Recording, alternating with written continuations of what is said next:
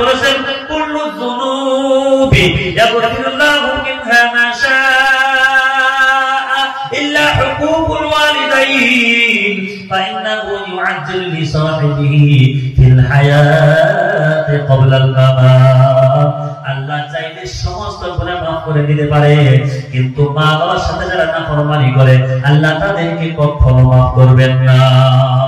ওই ধরনের সন্তানকে আল্লাহ দুনিয়ায় করে তাদেরকে শাস্তি দিয়ে তাদেরকে কবরে নিয়ে যাবে। ওই জন্য যুবক যাদের মা বাবা জীবিত আছে, মা বাবা যতই কষ্ট দেয় কোনোদিন মা বাবার সাথে খারাপ আচরণ করবেন না। মা বাবার আওয়াজে উঁচা আওয়াজে কোনোদিন কথা বলে যাবে না। ও যুবক, তোমার মা জীবিত আছে, তোমার মার সাথে ভালো ব্যবহার করো, মাকে ডাকো, মাকে খাও, মাকে পিন্দাও। তোমার বাবা জীবিত আছে, বাবার সাথে ভালো আচরণ করো, বাবাকে খাও, বাবাকে পিন্দাও, বাবার সাথে তুমি দোয়া নাও, মার দোয়া নাও, তোমার দুনিয়া আখিরাতের জিন্দেগিটা শান্তিময় হয়ে যাবে। আমার বন্ধুগণ, এই সেই যুবক যাদের মা বাবা জীবিত আছে, তুমি বাবা বহুত বড় সম্পত্তি তোমার কাছে আছে, যাদের মা নাই বাবা নাই তাদের কাছে যায় জায়গা মনে হয় দুনিয়ার মধ্যে তাদের কোনো মানুষই নাই। আমার বন্ধুগণ, যাদের মা নাই বাবা নাই, বাড়িতে তাদের কোনো শান্তি নাই, সমস্ত বাড়ির মানুষগুলো আছে, যাদের মা নাই বাবা নাই মনে হয় এই বাড়িতে কোনো মানুষ নাই, ওই বাড়িতে না মনে হয় এই পৃথিবীতে আমার আর কোনো মানুষ নাই। কারণ এই দুনিয়ার যত মানুষ আছে সমস্ত মানুষ একজনকে আরেকজনকে ভালোবাসে, স্বার্থ আছে, স্বার্থ ছাড়া কেউ কাউকে ভালোবাসে না। আমার বন্ধুগণ, পৃথিবীর মানুষ যে যার সাথে ভালোবাসা আছে, যার সাথে বন্ধুত্ব আছে, স্বার্থ ছাড়া কেউ নাই, কিন্তু মাত্র দুইজন মানুষ আছে, মা আর বাবা। এই মা বাবা তার সন্তানকে নিঃস্বার্থে ভালোবাসে। সন্তান মা বাবার সাথে যত খারাপ আচরণ করে তবু সন্তানের বিপদের কথা শুনলে মা ওরা তারা থাকতে পারে না। আমার বন্ধুগণ, এই যে যাদের মা বাবা আছে, তুমি বাবা বহুত বড় সম্পত্তি তোমার কাছে আছে, মা বাবাকে প্রাণ করে খেদমত করো, তাদেরকে ডাকো, খাওয়াও, মা বাবার দোয়া নাও, তুমি কোটিপতি হয়ে যেতে পারবা। কিন্তু তুমি কোটি টাকার মালিক যদি হয়ে যাও, মা বাবার যদি অভিশাপ তোমার উপরে থাকে, খারাপ আচরণ করো, ওই কোটি টাকার সম্পত্তি শেষ হয়ে ভিখারি হইতে তোমার সময় লাগবে না। তোমাকে দুনিয়ার মধ্যে বেইজ্জতি করবে, আখিরাতের জিন্দেগি তোমার বরবাদ হয়ে যাবে। আমার বন্ধুগণ, এই যে যাদের মা বাবা আছে এখনো বুঝবেন না আপনার কি আছে, যখন হারিয়ে যাবেন সে বুঝবে কত বড় সম্পত্তি আমার ছিল। তোমাকে মা বাবার উপরে কোনো লুকাইবেন না, তাদের কাছে টাকা পয়সা খরচ করতে কোনোদিন চিন্তা করবেন না।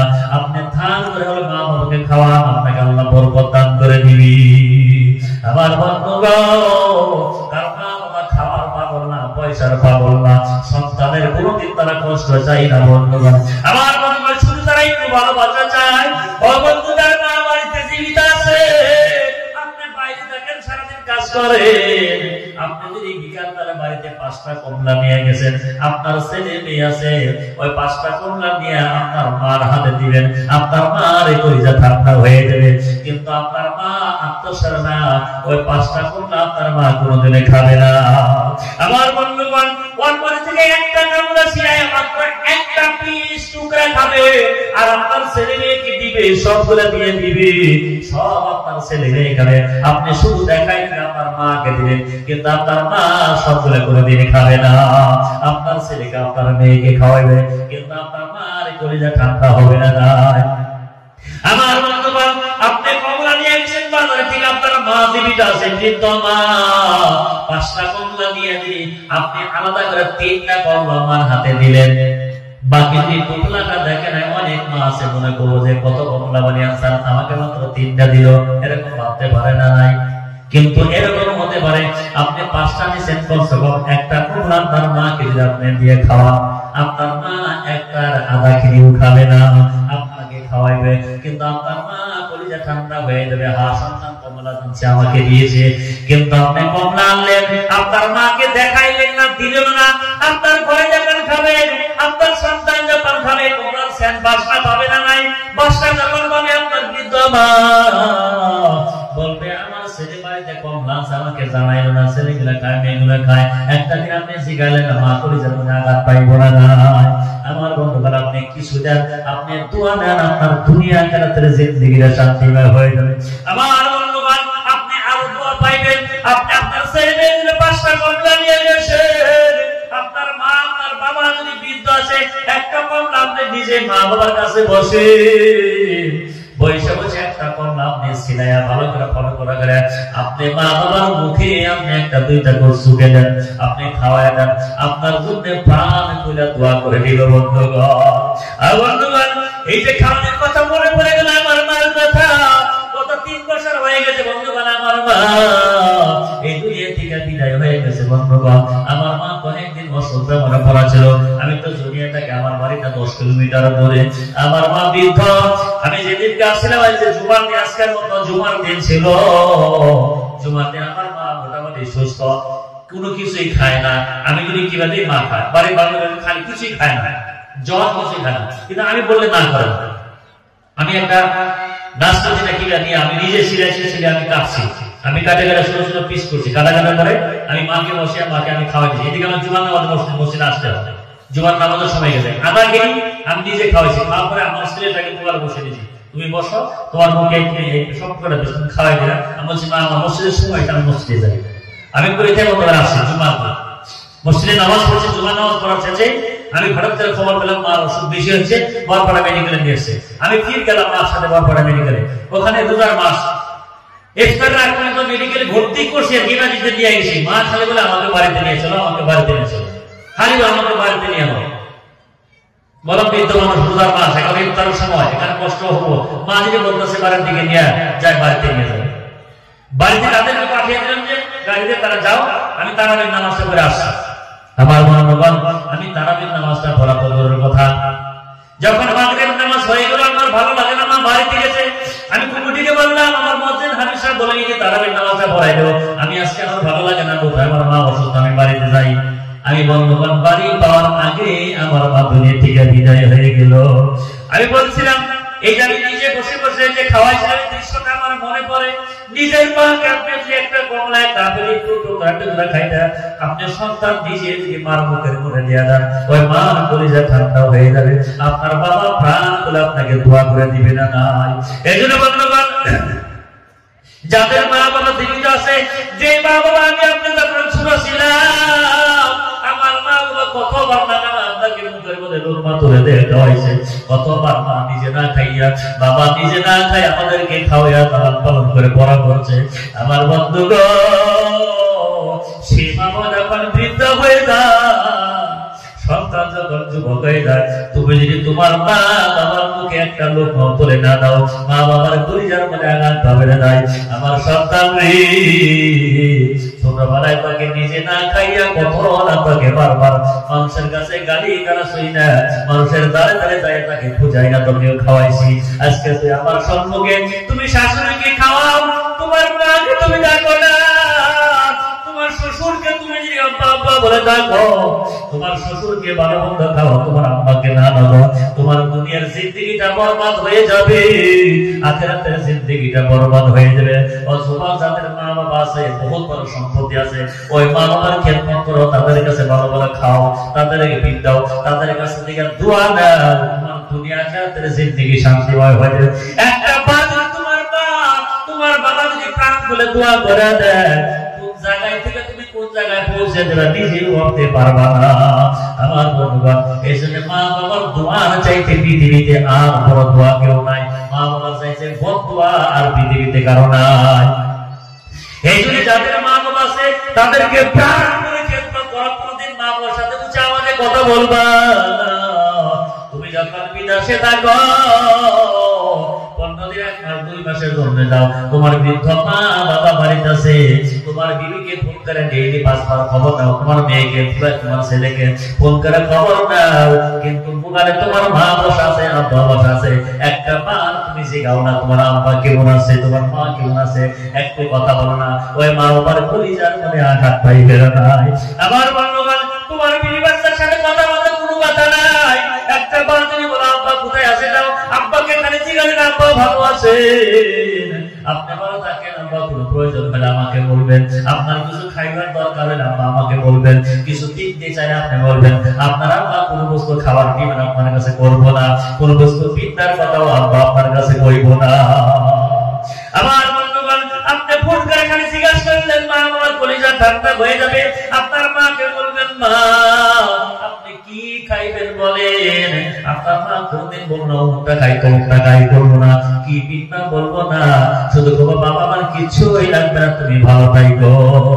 আমার বন্ধুগণ, কিন্তু আপনি শাশুড়িকে জিগাইবেন, আপনি অন্য পৃথিবীর যত কাছে জিগাইবেন অমুকটা লাগে তোমুকটা লাগে, দিবেন তো বন্ধুত্ব আছে, না দিবেন তো কোনদিন বন্ধুত্ব নাই। এরকম কত সন্তান দেখলাম মা বাবাকে ভাত দেয় না, মা বাবাকে কষ্ট দেয়, ওই মা বাবার যখন সন্তানের কোনো বিপদ হলে দৌড়িয়ে তারা দায় থাকতে পারে না। আমার বন্ধুগণ, এই যে মা বাবার খেদমত করবেন, ও আমার মা বলেরা, তার বাড়িতে শ্বশুর শাশুড়ি আছে গো, দুইটা পায়ে ধরে অনুরোধ করে শ্বশুর শাশুড়িকে মহব্বত করবেন, কারণ আপনার মা বাবা আপনার ভাইয়ের যতগুলো বউ আছে তারাও তাদেরকে মহব্বত করে। আমি আপনার শ্বশুর শাশুড়িকে মহব্বত করেন, আব্বা আম্মাকে মহব্বত করলে যে সওয়াব, ওই সওয়াব আল্লাহ দান করে দিবে। অনেক মা আছে তাদের স্বামীকে বুদ্ধি দিয়া পরামর্শ দিয়ে তারা আদর করে নিয়ে যায়, শ্বশুর শাশুড়িকে কষ্ট দেয়। ও আমার মা বলে না কোনদিন করবা না, শ্বশুর শাশুড়িকে নিজের মা বাবার কথা বলে বাবা তাদেরকে আদর করো, যতন করো, দোয়া নাও, তোমার দুনিয়া আখিরাতের জিন্দেগি শান্তি হয়ে যাবে। অযুবক, একদিন দুইটা পায়ে ধরে বলি লেখাপড়া করো, ব্যাপারে বিজনেস করো, যতদিন তোমার মা বাবার দোয়া আছে তোমার সব কিছু আছে, যখন দোয়া নাই বাবা আর তোমার কোনো কিছুই নাই। এই যে বন্ধু, বাড়িতে যখন তার মা আছে, এখন ধর্মসভা থেকে বাড়িতে যাইবেন, আপনার রাত্রে 2টা বাজে যাবেন, তার মা বাড়িতে আছে, যদি শুয়ে রয়েছে বৃদ্ধ মানুষ, আপনি বাড়িতে গেটে পাড়া দেওয়ার সাথে সাথে বলবে বেটা আসছো নাকি, এত রাত্রে আসলা। কারণ সন্তান যখন বাড়ির বাইরে থাকে কোনো একজন মা বাড়িতে ঘুমায় না। আমার বন্ধুগণ, এই ডাক্তার ভাবেন না, এই ছেলে যাদের মা আছে গো, আপনি যখন বাড়িতে যাইবেন আপনার চেহারাটা দেখবে মা আগে বলবে বাবা তুমি কিছু খাও নাই, মুখটা মলিন দেখা যায়, তুমি ব্যাগটা তো আগে হাত পাও কিছু খাইয়া নাও। এই দরদি পৃথিবীতে আর কাউকে পাবেন না। আমার বন্ধুগণ, এই যে যাদের মা নাই বাবা নাই, আপনি নামাজ পড়েন যারা কেন তাদের জন্য দোয়া করেন। আমার মালিক ও আমার আল্লাহ, যে মা বাবার উসরে করে দুনিয়াটা দেখার সুযোগ পাই না, যে বাবা মা খাইয়া না খাইয়া লালন পালন কইরা আজকে কবরে চলে গেছে, আল্লাহ আমার মা বাবার কবরটা জান্নাতের বাগান বানায় দাও। একজন সন্তান যদি দোয়া করে, ওই সন্তানের দোয়ার বদলে আল্লাহ তার মা বাবার কবরটা জান্নাতের বাগান বানিয়ে দিবে। আমার বন্ধুগণ, এই যে রাতটা অনেক হয়ে গেছে, এই যে এখানে আজকে মসজিদ এবং বক্তব্যের তরফের থেকে এই জলসার ব্যবস্থা করা হয়েছে। মসজিদ আল্লাহর ঘর আমরা জানি, বক্তব্য একজন মাদ্রাসা নবীর গর্ব। প্রত্যেকটা গ্রামে যখন বক্তব্যটা ভালো করে চলবে, প্রত্যেকের ছেলে মেয়েকে বক্তব্য ভরাইবেন, প্রত্যেকের ছেলে মেয়ে যাতে কোরআন শরীফ পড়তে বলা হয়ে যায়। আমার বন্ধুগণ, প্রত্যেকের ঘরে ঘরে যখন কোরআন পড়তে বলা হয়ে যাব, আমার আপনার প্রত্যেকটা ছেলে মেয়ে যখন কোরআন পড়বে, ওই সন্তান কোনোদিন খারাপ লাইনে যাবে না, তারা মা বাবার সাথে বেয়াদবি করবে না। আপনি যখন কবরে চলে যাবেন, আপনার জন্য কোরআন শরীফ পড়ে পড়ে দোয়া করবে। বিশ্ব নবী বলেছেন, পুরুষের সন্তান যদি মা বাবার জন্য দোয়া করে, আল্লাহ সন্তানের দোয়ার বদলাতে মা বাবার কবরটা জান্নাতের বাগান বানায় দেয়। আমার আপনার অনেকের মা নাই বাবা নাই, যারা কবরে চলে গেছে, কোরআন শরীফ পড়া জানি না, তাদের জন্য দোয়া করার প্রতীক হয় না। আমার বন্ধুগণ, এই জন্য আমার আপনার সন্তানকে কোরআন পড়তে বানিয়ে দিব। আমি একটা আব্বাস লাগে নাই, প্রত্যেকটা বাড়িতে প্রত্যেকটা ছেলে মেয়েকে আপনি কোরআন পড়া বানিয়ে দেন ছোট থাকা অবস্থায়। তারপর আপনি স্কুল কলেজে ইউনিভার্সিটিতে পড়ান, কোনো আপত্তি নাই, কিন্তু কোরআন শরীফ পড়তে বানিয়ে দেন। ওই সন্তান যতদিন থাকে আপনার জন্য দোয়া করবে কোরআন পড়ে পড়ে। আমার বন্ধুগণ, একজন সন্তান যদি কোরআন পড়া জানে, কারো বাবা যদি আল্লাহ মারা যায়, কবরে চলে যায়, ওই সন্তান যখন বাবার কবরের নিকটে যাইয়া সূরা ইয়াসিন তিলাওয়াত করে যখন আল্লাহর কাছে দুইটা হাত ধরে চোখের পানি ফলায় কাঁদবে, আমার মালিক ও আমার আল্লাহ, আমার বাবা কবরে চলে গেছে গো আল্লাহ, আমার বাবা কোন জায়গায় গুনাহ করেছে আমি জানি না, কিন্তু বাবার সন্তান হইয়া তোমার কাছে দরখাস্ত জানাই গো, আমার বাবার সারা জিন্দেগির গুনাহগুলো মাফ করে দাও। একজন সন্তান বাবার কবরের নিকটে যাইয়া কোরআন শরীফ তেলাওয়াত করিয়া যখন বারবার একদিন দুই দিন কয়েক দিন আল্লাহর কাছে কাঁদবে, আল্লাহ রাব্বুল আলামিন হঠাৎ করে একদিন জোশ রহমতে জোশ করে দিবে, ফেরেশতা